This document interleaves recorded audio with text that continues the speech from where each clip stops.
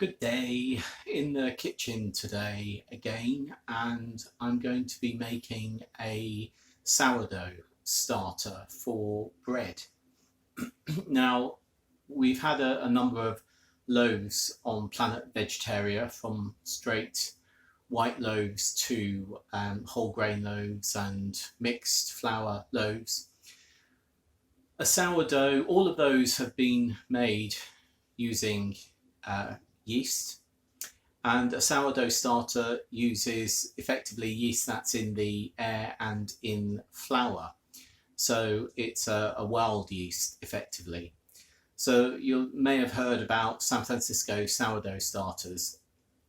Well, really any sourdough starter, when it is made, and a starter is what you use, what you create to then use to feed flour to create volume effectively in a loaf.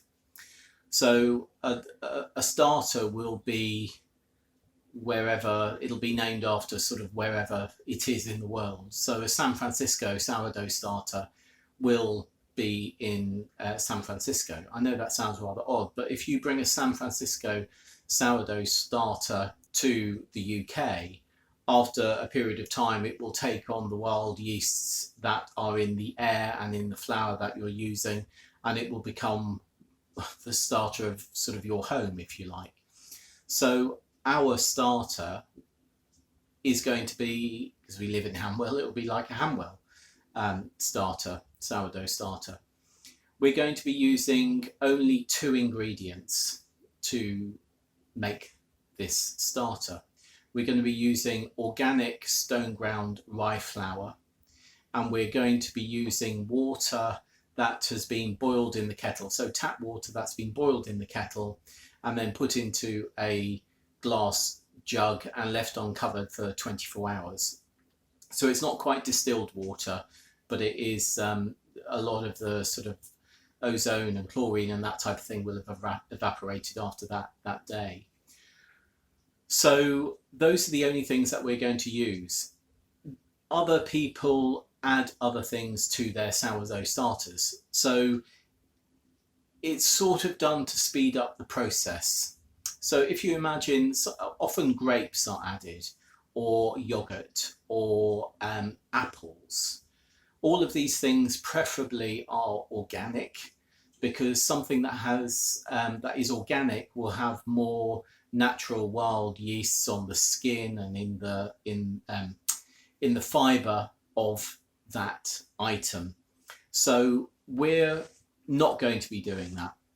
However, the first time I did make a sourdough starter, I made it with organic grapes, and I did exactly the same thing as we're going to be doing, but I put a couple of quartered organic grapes into the starter, and the yeast on the outside, on the skin of the grape, which of course very often is what is used in wine to ferment wine, they got that reaction going sort of quite quickly. Since then, I've decided to make it simpler for me, and whenever I'm making a starter, I simply use flour and water. So that's what we're doing today. I keep a rye starter in the fridge. I find it very robust and quite forgiving. When I have done a starter with just white flour or spelt flour in the past, I found it not to be quite so forgiving. But do what you want. I mean, if you like white bread, then use organic bread flour, preferably stone ground, to make your starter. However, we're going to be using stone ground rye flour today, and it's organic. What else is there to say? How long does this process take? Well, it can take any time.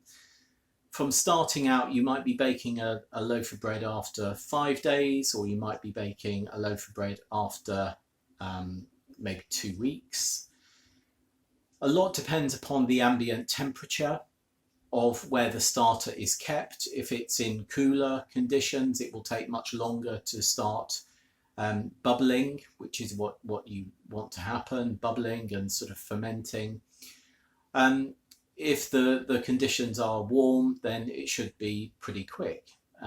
So if it's around sort of like near a radiator or a heat source, not hot, not in an oven or something like that, but a warm heat source, airing cupboard, that type of thing, it should get going within a couple of days. But if it doesn't, then don't worry about it. Keep on, we need to feed it each day, which means adding more flour and more water.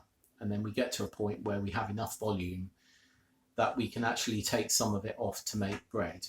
But don't worry if yours takes longer than a couple of days to start smelling different, because it will start to smell quite sweet at first, and then sort of gassy and start to sour, which is what you want. That's why bread is called sourdough.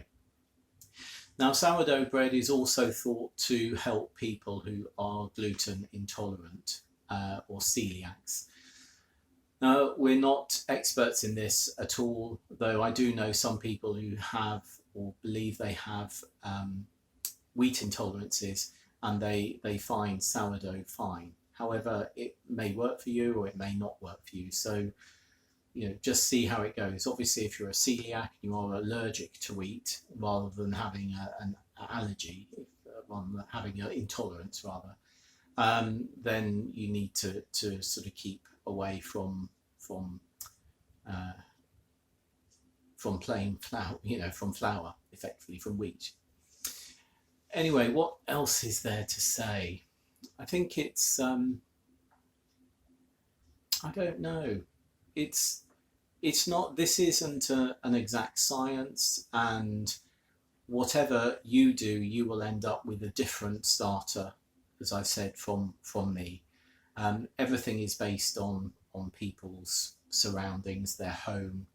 Some people actually leave their starter outside to get wild yeast from outside. Because we have a lot of wildlife and a lot of foxes, and we don't really have anywhere that it can be covered safely, we don't do that. We just have it inside the house, and I usually leave it somewhere where the window has been open, or the window is open, though just catch sort of wild yeast for about 6 hours, and then I put a lid on top of the jar. Anyway, we'll go into that in a minute. So that's it. More will come out as we go through this. So this video is going to be filming somewhere sort of in the next every day for maybe the next sort of week or 2 weeks. And at some point, as I say, because we feed the starter every single day, it builds up volume, and it'll get to a point where it builds up enough volume that we're actually going to make a yeasted loaf with some of the sourdough starter. Because obviously if you feed it every day and you're increasing the volume every day, it gets to a point where you have to throw some away. So a lot of people throw their starter away. Some people make pancakes with it, but we're actually going to make a yeasted loaf with it. Anyway, we'll get onto that when we get onto it.